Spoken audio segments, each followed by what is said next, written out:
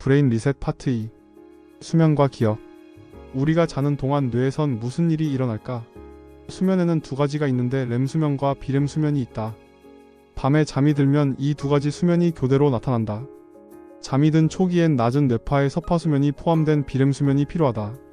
잠이 지속되면 서파 수면이 줄고 꿈 수면이라 불리는 렘 수면이 늘어난다. 렘 수면은 이 수면 중일 때 안구가 빠르게 움직이기 때문에 붙여진 이름이다. 래피드 아이 무브먼트의 약자이다. 수면 주기에서 비렘 수면 후반에 가장 깊은 수면으로 들어가는데 이를 회복성 서파 비렘 수면이라고 하고, 이 수면에서 기억 저장이 일어난다. 현재까지 알려진 바에 따르면 서파 수면 중에 해마에서 새로운 기억이 재활성되어 기억뿐만 아니라 복잡한 사고에도 중요한 역할을 담당하는 두뇌 영역인 심피질로 이동되고 결국 그곳에 장기 저장된다. 기억이 성공적으로 심피질로 옮겨져 이후 다시 꺼내 쓸 수 있는 준비가 되면 해마에는 다음날 새로운 기억이 형성될 수 있는 공간이 마련된다. 단기 기억을 보관하는 해마에서 장기 기억을 보관하는 심피질로 기억이 이동하고 저장되어 장기 기억으로 보존된다. 그러면 비워진 해마에는 다시 새로운 단기 기억이 저장될 공간이 마련되고 매일 우리가 잠을 잘 때 이 일이 반복적으로 일어난다. 따라서 불면증으로 고생하는 사람들은 서파 수면이 적고 기억 공고화에도 손상을 입는 경향이 있다. 수면 부족이 기억 형성에 문제를 일으키듯 숙면은 기억 수행에 도움이 된다. 서파 수면은 특히 서술 기억에 대해서만 작용한다. 서술 기억은 사실과 사건에 대한 기억이다.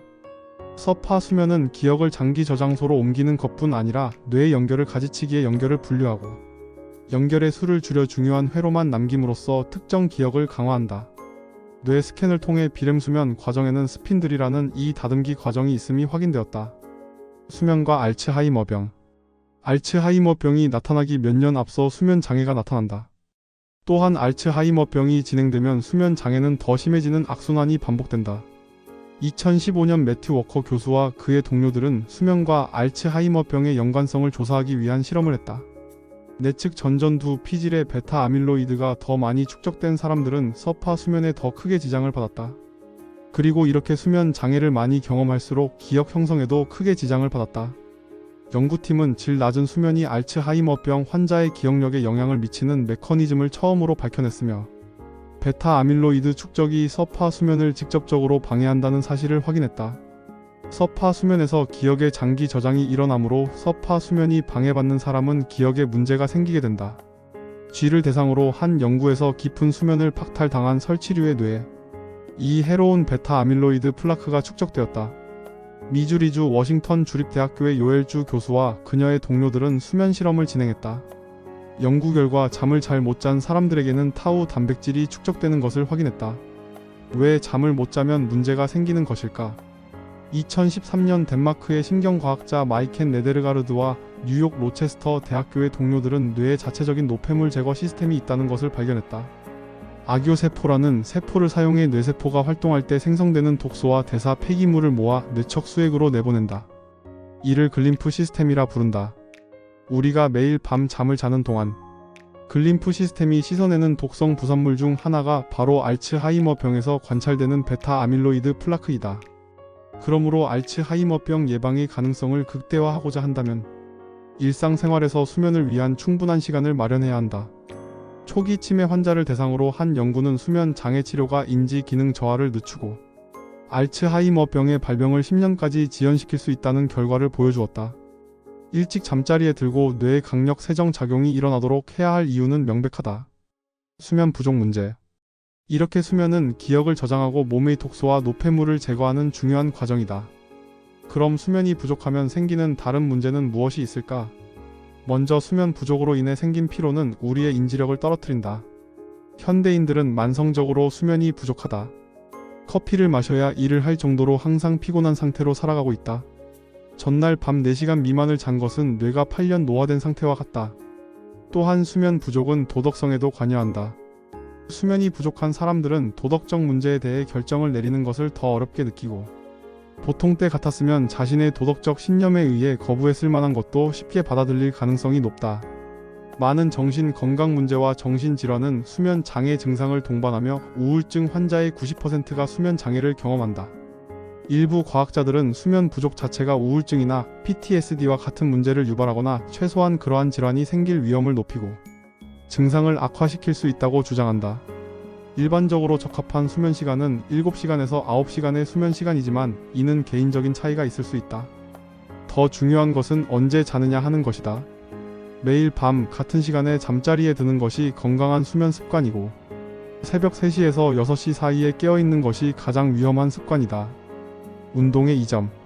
치매를 피하도록 돕는 것 중에 하나는 바로 운동이다.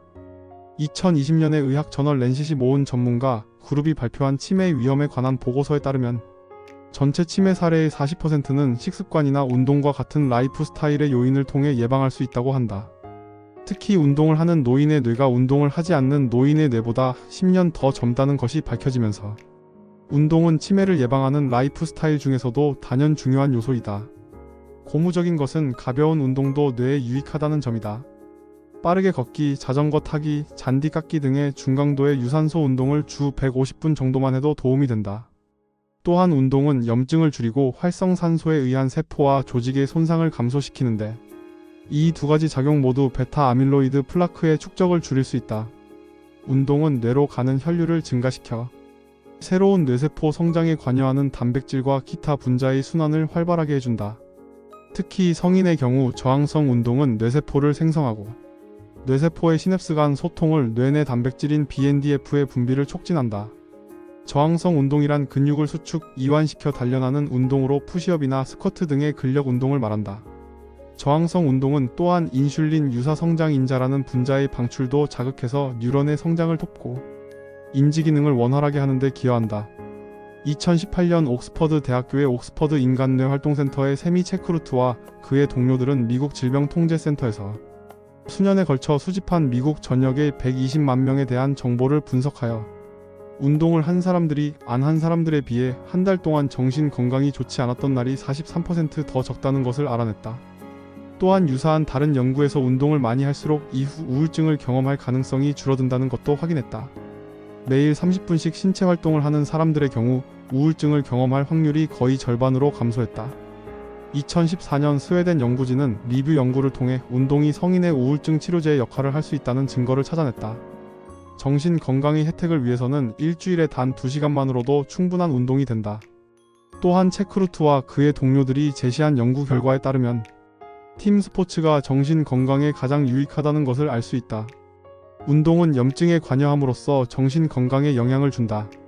한 소규모 연구에 의하면 운동을 하지 않은 그룹에서는 우울증이 급격히 증가했고 염증 유발 화학 물질의 수치도 증가한 반면 중간 강도의 운동을 한 그룹에서는 반대의 결과가 나타났음을 발견했다. 연구진은 중간 강도의 운동이 가장 효과적이며 운동이 염증을 줄임으로써 우울증 증상을 완화하는 데 도움이 될 수 있다는 결론에 이르렀다. 뇌세포. 불과 얼마 전까지 성인의 뇌는 새로운 세포를 생성할 수 없는 것으로 알려졌었다. 그러나 이는 잘못된 것임이 밝혀졌다. 이에 대한 최초의 강력한 증거는 1998년 과학자들이 암 환자의 뇌를 사후 검시하면서 발견했다. 또한 2018년 뉴욕 컬럼비아 대학교의 마우리 볼드라니는 14세에서 79세에 이르는 사망자 28명의 뇌를 사망 직후 적출했다. 그리고 놀랍게도 조사한 모든 사람들에게서 나이와 관계없이 새로운 뇌세포를 발견했다. 80대 노인들도 10대와 마찬가지로 하루에 약 700개의 새로운 뉴런을 만들어낼 수 있다. 예전에 우리는 성인기의 뇌세포의 35에서 55%를 잃는다고 알고 있었다. 그러나 1980년대 이 문제를 연구하던 연구원들은 성인기 전체에 걸쳐 잃는 뇌세포가 총 24% 뿐임을 발견했다. 뇌기능을 유지하는 방법. 1990년대 초 신경학자 야코프 스터는 알츠하이머병 환자의 뇌를 연구하던 중 교육을 많이 받은 사람들은 뇌 손상의 상태는 심해도 증상은 훨씬 더 건강한 상태임을 발견했다. 많은 연구 결과가 교육 수준이 높거나 정신적으로 몰두하는 일을 하는 사람의 경우 인지기능 저하가 더 느리게 진행된다는 것을 보여준다. 비교적 최근에는 이중 언어를 사용하는 것이 정신적인 면에서 유리하다는 의견이 등장했다. 이중 언어 사용자에게 나타나는 효과 중 가장 큰 혜택은 노년까지 확장되어 치매 발병을 지연시킬 수도 있다는 점이다. 이중 언어 사용자가 실행하는 두 개 언어 사이의 끊임없는 전환과 그로 인한 뇌 운동은 인지 예비능에 기여하며 일종의 정신적 완충제 역할을 한다. 인지 예비능이란 뇌의 변화를 늦출 수 있는 능력을 말한다. 잇몸 관리와 알츠하이머병. 사람의 입속에는 수천 종의 박테리아가 서식하는데 치아와 잇몸의 건강을 촉진하는 유익한 박테리아가 해로운 박테리아의 활동을 억제한다. 박테리아는 플라크라는 막을 형성하고 이게 축적되면 잇몸을 뚫고 염증을 유발한다. 이때 피 진지발리스가 서식할 환경이 된다. 이 피 진지발리스는 미생물의 두뇌 침입을 막도록 설계된 혈 뇌장벽을 뚫고 뇌 안으로 들어간다. 이 피 진지발리스는 뇌에 침투해 아밀로이드 플라크를 형성하고 타우 단백질 얽힘을 유발하여 알츠하이머병을 일으키고 뇌세포를 손상시킨다. 잇몸 질환은 파킨슨병의 위험을 높일 뿐만 아니라 심장마비, 류머티스 관절염, 뇌졸중의 위험도 높인다. 따라서 평소 치아와 잇몸을 관리하고 정기적으로 치과 검진을 받아야 한다. 청력 손실과 치매. 치매 발병의 모든 위험 요소 중에서 우리가 직접 관리할 수 있는 것은 청력 손실이다. 연구에 의하면 가벼운 청력 손실은 치매 발병 위험을 2배로, 중간 정도의 청력 손실은 위험을 3배로 증가시킨다는 것을 확인해 주었다. 청력에 문제가 있는 경우 소리를 부호하는데 더 큰 인지적 노력이 필요하여 뇌의 인지 부하가 더 커진다. 정기적인 청력 검사를 받고 필요시 보청기를 사용할 것을 추천한다. 이제 방송을 틀면 100세를 넘은 분들이 심심치 않게 나오고 있다. 100세 시대라는 말이 새삼 우리 생활에 들어온 것을 느끼게 된다. 오래 사는 것은 진정 축복이다. 그러나 정신이 망가져 사랑하는 가족도 알아보지 못하고 용변도 가릴 수 없는 상태로 오래 산다는 것은 축복이 아니라 재앙이다. 이 책은 우리가 건강한 뇌를 유지하고 살아갈 수 있는 다양한 측면의 모든 것들을 다루고 있다. 책을 읽으면서 이것은 꼭 해야겠다고 생각한 부분이 여러 곳에 있었다. 진정으로 온전한 뇌 상태를 유지하고 장수를 하고 싶다면 이 책을 읽고 실천 가능한 것들을 실천해보면 도움이 되리라 생각한다.